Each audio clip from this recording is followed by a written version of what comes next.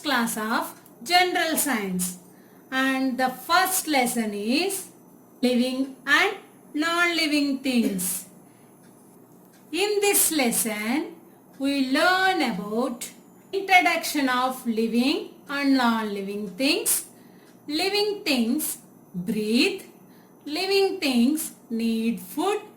Living things grow. Living things feel. Living things reproduce. Living things move. Difference between living and non-living things. For today, we will discuss the 4 points. Living and non-living things. Living things breathe. Living things need food. Living things grow. Let's start the lesson. The world around us is full of things big and small. Things that exist freely in nature are called natural things. Things that are made by man for his use and convenience are called man-made things. All natural things are either living or non-living. Plants and animals, birds, insects, and even we human beings are examples of living things. Natural but non-living things. Rivers, mountains. Things such as books, toys, and many such things are man-made things. All living things like humans, plants, and animals breathe air using different organs. Humans and animals breathe through their lungs. Fish breathe through their gills.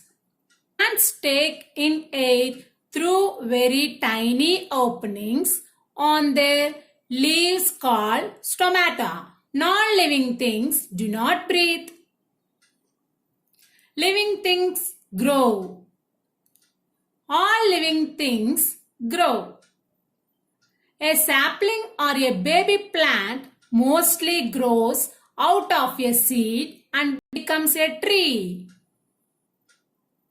Human babies and young ones of animals grow older, changing in shape and size too. Look at your photographs when you are born. Then see your latest ones. You will notice that you have grown, haven't it? Non-living things do not grow. Next, living things need food and water to live. In addition to air, all living things need food and water to live. Plants prepare their own food. Animals get their food either from plants or from other animals. The deer eat on grass, whereas the tiger eats deer and other animals for food.